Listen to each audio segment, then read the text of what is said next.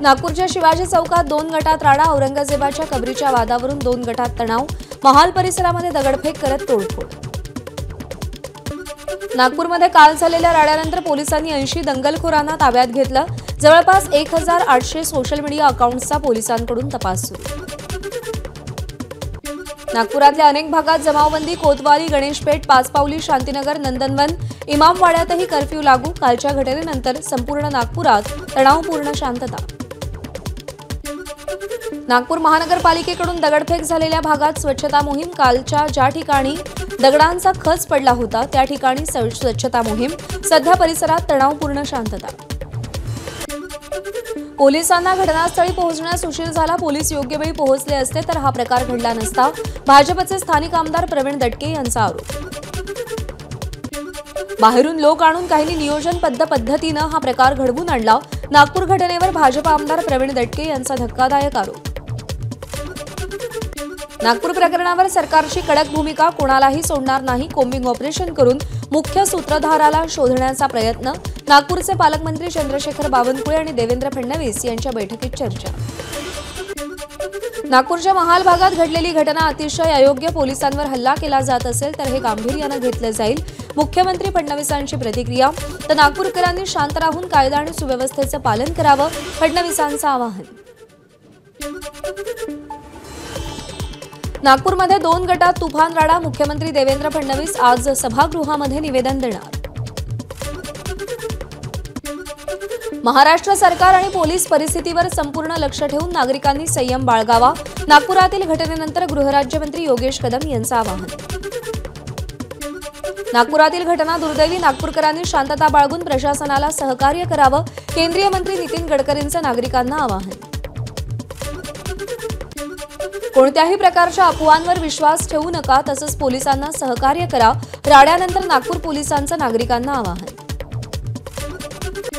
नागपूरमध्ये झालेल्या राड्यानंतर पालकमंत्री चंद्रशेखर बावनकुळे आज घटनास्थळाची पाहणी करणार। बावनकुळेंसह अन्य आमदारही उपस्थित राहणार। नागपूरमध्ये गोंधळ घालणाऱ्यांवर कठोर कारवाई केली जाईल, पालकमंत्री चंद्रशेखर बावनकुळेंचं वक्तव्य। तसंच नागरिकांनी शांतता राखावी, बावनकुळेंचं आवाहन। नागपुरातील शिवाजी चौकाला छावणीचं स्वरूप, 2 गटात झालेल्या दगडफेकीमध्ये काही पोलीस जखमी, तर पोलीस उपायुक्त निकेतन कदम गंभीर जखमी। त्यांच्यावर कुऱ्हाडीनं हल्ला केल्याची माहिती। दगडफेक करणाऱ्या गटाला पांगवण्यासाठी पोलिसांकडून अश्रुधुराच्या नळकांड्यांचा वापर। आतापर्यंत 15हून अधिक संशयित ताब्यात। नागपूरमध्ये झालेल्या राड्यानंतर घटनास्थळी काही आयडी कार्ड सापडली। हे आयडी कार्ड आजूबाजूच्या परिसरातून राड्या घालण्यासाठी आलेल्या तरुणांचे असल्याचा स्थानिकांचा दावा। नागपूरमध्ये दगडफेक झालेल्या भागात काही अज्ञात दुचाकी आढळल्या। पोलिसांनी धरपकड सुरू केल्यानंतर काही तरुणांनी त्या दुचाकी तिथेच सोडून पळ काढल्याचा स्थानिकांचा दावा। राज्यातील कायदा आणि सुव्यवस्था ढासळली, मुख्यमंत्री आणि गृहमंत्र्यांचं शहर अशा परिस्थितीला तोंड देत आहे। नागपुरातील घटनेवर आदित्य ठाकरेंची टीका। गेले काही दिवस मंत्रिमंडळात एका मंत्र्याच्या वक्तव्यामुळे 2 समाजात वाद निर्माण झालाय। या मंत्र्याला वेळीच आवरलं असतं तर ही वेळ आली नसती। नागपूरमधल्या घटनेवर विजय वडेट्टीवारांची टीका। नागपूरमधला राडा हा गेल्या काही दिवसांपासून सरकारमधल्या मंत्र्यांच्या चिथावणीखोर वक्तव्याचा परिणाम। याला सर्वस्वी सरकार कारणीभूत, आमदार रोहित पवारांचा आरोप।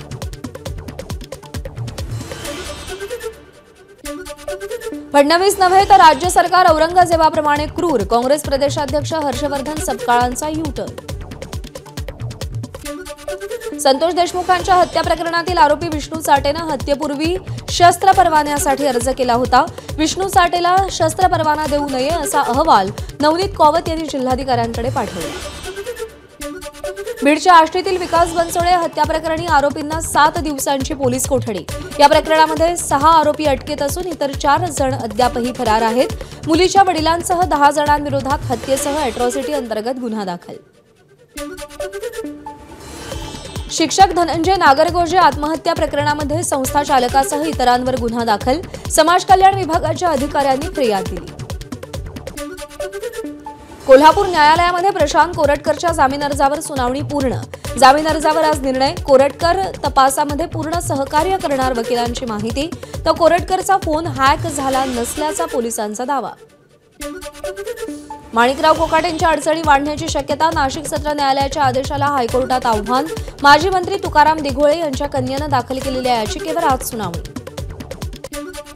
पूजा खेडकर प्रकरणामध्ये आज सर्वोच्च न्यायालयामध्ये सुनावणी, अटकेला स्थगिती देण्याची पूजा खेडकरची मागणी. या आधीच्या सुनावणीमध्ये सर्वोच्च न्यायालयानं अटकेला 17 मार्चपर्यंत स्थगिती दिली होती. गँगस्टर छोटा राजन हत्येच्या एका प्रकरणामध्ये निर्दोष अंडरवर्ल्ड डॉन दाऊद इब्राहिमचा भाऊ इक्बाल कासकरच्या ड्रायव्हरची 2011 मध्ये झालेल्या हत्या प्रकरणात पुराव्याअभावी राजनची निर्दोष मुक्तता. इंडियाज गॉट लेटेंट वादाप्रकरणी समय रैनाला दुसऱ्यांदा समन्स. महाराष्ट्र सायबर विभागानं चौकशीसाठी उद्या उपस्थित राहण्याचे आदेश दिले. बांगलादेशी जन्मदाखला प्रकरणी भाजप नेते किरीट सोमय्या आज अमरावती दौऱ्यावर. ग्रामीण पोलीस अधीक्षक विशाल आनंद यांची भेट घेणार. समुद्रामध्ये कापूस आणि सोयाबीन फेकून शेतकऱ्यांच्या प्रश्नावर उद्या रविकांत तुपकरांचं मुंबईमध्ये आंदोलन.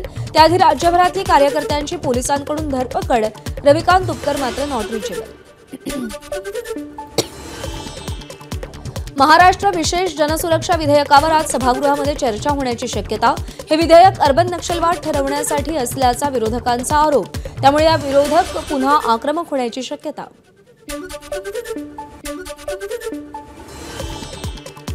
राज ठाकरेंनी मनसे पदाधिकाऱ्यांची बैठक बोलावली. बैठकीसाठी मनसेचे सरचिटणीस आणि मुंबईतील प्रमुख पदाधिकारी उपस्थित राहणार. आज संध्याकाळी 6 वाजता बैठकीचं आयोजन. सगळ्या सरकारी कार्यालयांमध्ये महिला प्रसाधनगृह हवीत. 100 दिवसांच्या अजेंड्यात हे काम पूर्ण करा. मंत्रिमंडळ बैठकीत मुख्यमंत्री फडणवीसांचे महत्त्वाचे आदेश.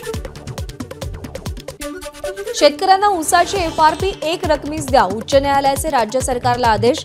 एफआरपी टप्प्याटप्प्यानं देण्याचा राज्य सरकारनं निर्णय घेतला होता. कृषी अनुदानाचे पैसे तात्काळ द्यायला हवेत. 2 वर्ष अनुदान थांबवणं योग्य नाही. सुधीर मुनगंटीवार यांचा सरकारला घरचा आहे. अजित पवारांचं मुख्यमंत्री फडणवीसांना पत्र. एमपीएससीच्या 3 रिक्त पदांवरील सदस्यांची नियुक्ती तातडीनं कराव. अजित पवारांची पत्राद्वारे मागणी. शरद पवारांचे बंधू प्रतापराव पवारांच्या पत्नी भारती पवारांचं निधन. वयाच्या 77व्या वर्षी घेतला अखेरचा श्वास. आज पुण्यात अंत्यसंस्कार. छत्रपती शिवाजी महाराज आंतरराष्ट्रीय विमानतळावरती प्रीपेड ऑटो रिक्षा सेवा सुरू होणार. प्रीपेड ऑटो रिक्षा 1 जूनपासून सुरू करण्याचे परिवहन मंत्री प्रताप सरनाईक यांचे आदेश. सिडकोची अवस्था कुंभकर्णासारखी. आमदार विक्रांत पाटील यांची टीका. 12 वर्षात नैना प्रकल्पासाठी सिडकोनं ठोस कामगिरी केली नाही. विक्रांत पाटील यांचा आरोप. पुण्यामध्ये एआयचा वापर करून सीसीटीव्ही यंत्रणा स्ट्रॉंग करायला हवी. शिवाजीनगर विधानसभा मतदारसंघाचे आमदार सिद्धार्थ शिरोळींची मागणी.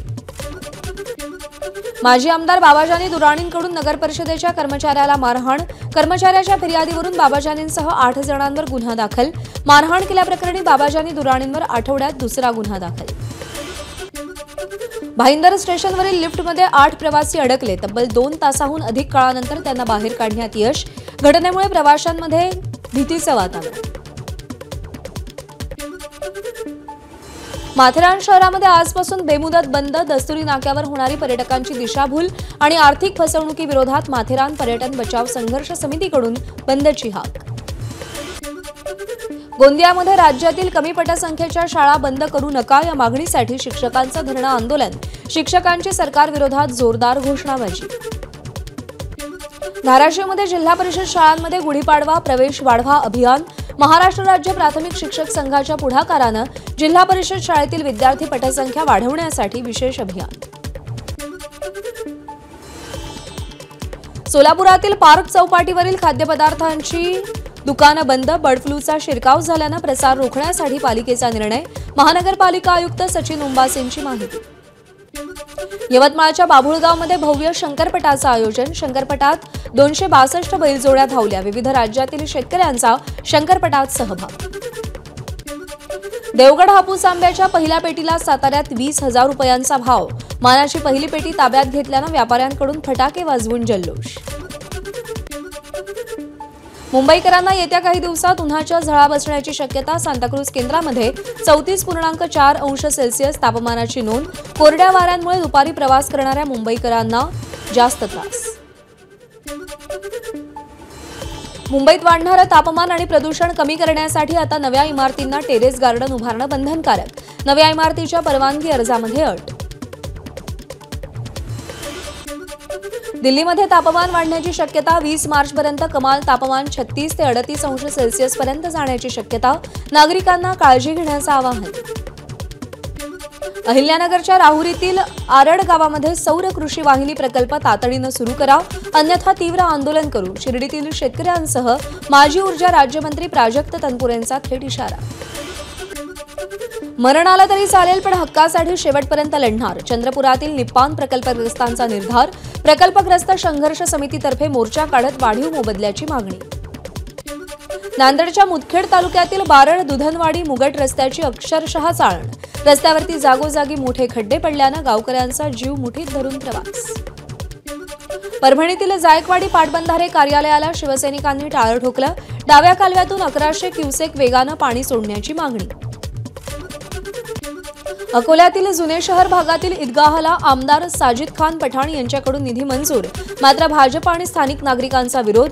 ना हरकत प्रमाणपत्र देण्याची पालिकेकडे मागणी केली. पुण्यामध्ये वक्फ संशोधन बिलाविरोधात मुस्लिम समाजाचं आंदोलन. बिल लादलं जात असल्याचा मुस्लिम समाजाचा आरोप. माझ्याशी बोल नाही तर तुझी बदनामी करेन अशी धमकी देत महिलेला पळवून नेलं. अहिल्यानगरच्या देहरे गावातील खळबळजनक घटना. 3 जणांवर गुन्हा दाखल.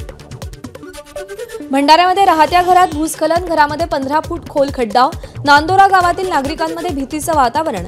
जिल्हा प्रशासनाकडून घराचा परिसर सील करत कुटुंब सुरक्षित स्थळी हलवण्यात आलंय.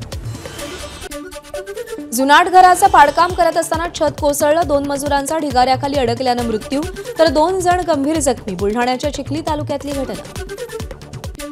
रेल्वेच्या धडकेत तरुणाचा मृत्यू. माणगाव रेल्वे स्थानकातील दुर्दैवी घटना. सुशांत गायकवाड असं मृतकाचं नाव. महाविद्यालयाच्या 4थ्या माळ्यावरून उडी मारून विद्यार्थ्यांची आत्महत्या. सोलापूरच्या एका नामांकित महाविद्यालयातली घटना. आत्महत्येचं कारण अद्यापही अस्पष्ट. पंढरपूरच्या माढ्यामध्ये सासू आणि पतीकडून पत्नीवर कोयत्यानं वार. लाडक्या बहिणीचे पैसे दारूवर खर्च करणाऱ्या पतीला जाब विचारल्यानं हल्ला. सासू आणि पतीवर गुन्हा दाखल. धुळ्यामध्ये 25,000 रुपयांच्या बनावट नोटा जप्त. आरोपी आझादनगर पोलिसांच्या ताब्यात. अधिक तपास सुरू.